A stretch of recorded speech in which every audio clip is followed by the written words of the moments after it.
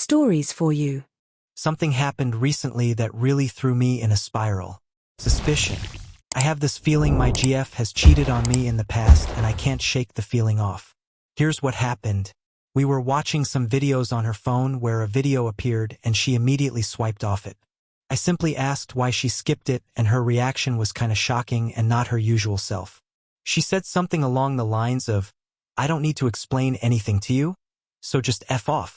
That level of aggressiveness was weird and extremely off-putting, so I told her that she got me concerned at that point and that her reaction was unnatural. Her next sentence shook me, and this is the point where I suspected something was seriously off. "Either you drop it, or I show you the video but I immediately break up with you afterwards." This really put me in an ultimatum. She did nothing to convince me otherwise. I said I'd drop it, but the whole vibe was off. She obviously got upset by that and claimed that it's a video of her friend making out with some guy. Which, lie or not, is really weird. For one, why would she have that on her phone? And second, she hasn't spoken to that friend in a year, and her phone is only a few months old. I tried forgetting about it, but it stuck with me, especially since she is a cheating apologist and her father is a chronic cheater. Now, when I mention stuff regarding our relationship, she pulls the controlling and suffocating card. Now I feel like I'm going insane. She painted me as a control freak, or as insecure, and I'm not really sure of what the reality of things are. I'm scared of talking to my friends about it because we have a lot of mutuals. Edit. Woke up to a bunch of comments, some rightfully direct at my stupidity. We plan to see each other this week, either tomorrow or the day after. I will bring up her reaction and the way she treated me, and break it off. I won't ask to see the video. I don't think it will make a difference either way. Since a few of you asked, I will post an update soon. Hey guys, this in an update of this post. So, for context, please check that out. I took your guys' advice and I confronted her a day ago. It went something like this. We met up yesterday for dinner. She was unusually cheerful and positive, seemingly excited for the date. I honestly believe she put up that front because she knew I was going to bring this up and wanted me to seem like the bad guy and guilty for ruining her mood. We sat down. I was obviously nervous and a bit more reserved. She was very talkative, basically not allowing me to say anything. She would follow a question with another, basically trying to postpone me bringing it up or hoping that I will eventually forget about it. I interrupted her and said I needed to talk about something more serious, then followed up with the fact that the way she acted towards me and towards the whole situation was unfair and borderline abusive.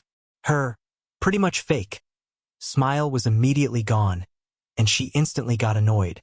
She said something along the lines, "You know, if you're going to be bringing this up the whole night, I don't want to have dinner with you," basically positioning to walk away. Now, to note, this type of childlike behavior has happened in the past, and my dumbass without fail would always convince her to stay or change topic or chase her down the street as she would be walking off. I would always acquiesce and we would go by her way. Again, very childlike. This time was different though. I just said, "Okay," and she said, "Fine," then and started walking away. Usually it takes a minute or so for me to start chasing her down, but I just apologized to the waiter for his troubles and went home. At this point I was half to tears because, again, I would always try to remedy the situation, and it isn't in my nature to just drop something like this. Ranted to myself for a few minutes and decided to cool off with a show. After an hour or so she called. I picked up and she was crying, saying stuff like, "Why do you always have to ruin everything?" That's when I snapped. Ruin everything? What about how you treat me like a doormat? How about the fact that I have to walk on eggshells when I talk with you? How about you hiding the video from me and giving me BS afterwards? At this point she said that she knew I was still stuck up on the video, but I said that it's not about the video anymore, it's just how I've been treated. At this point I started talking about how I was treated, and, in my opinion, in an effort to divert the conversation, she said, "Fine. It's not a video of my friend making out." I snapped back, saying that I didn't give a shit about the video anymore and that I was out, that this was over. She tried to get me to listen, and we were kind of talking over each other, but she managed to say what the video was about. In her words, it was a video of her making out with a guy, but that it was just at around the same time as we started dating, and since we weren't official yet, she thought it was fine to see her options. All I said was, "Yeah, and I love how you kept that video around for safekeeping months into us dating." She said she already deleted it and she was sorry. I was kinda over it though, and said that it wasn't about the video anymore and that I was done. All she said at the end was, "Okay, if you say so." That's it. She is now blocked on everything. Honestly, I am inclined to believe this story more than the other one, but I am also inclined to not give a fuck. I am still shook up about it, and adrenaline is pumping just by typing this, but I am glad this nightmare is over. Comment 1. She's still lying and you should just accept that fact now. It wasn't that old of a video and she did a lot more than just make out with him. That's why she snapped at you for asking. That's why she deleted the video. That's why she admitting to kissing a guy in the video. They never admit the full truth without you having indisputable proof. She was just saying the minimum she needed to in order to make you believe her and move past it. Luckily, it sounds like you are finally getting rid of her for good. Just remember that she did a hell of a lot more than kiss another man while dating you when she comes back begging weeks or even years down the line. She will. Comment 2. You rocked her world when you stopped playing her game. She expected you to follow her acquiesce and never talk of the vid. My client literally put his WW's love notes on FB. Her mother tore a strip off her while her dad tore her a new asshole. She was asked what she was thinking. Did she expect her BH would stick around?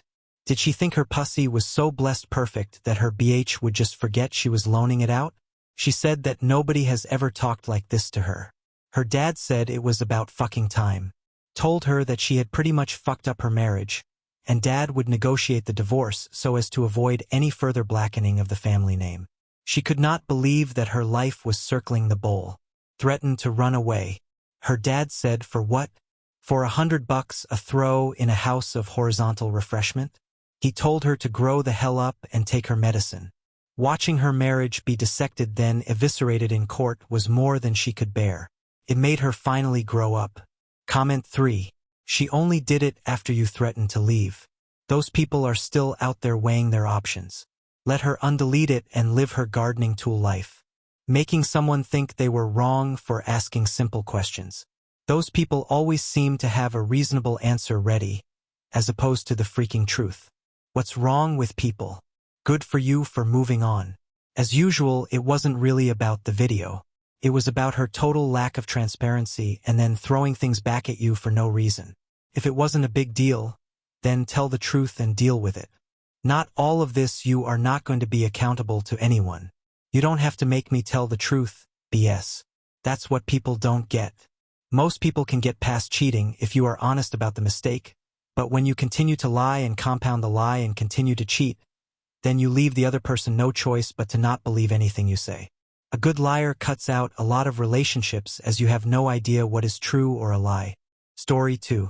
I asked my fiancée to leave after trying to reconcile for her cheating.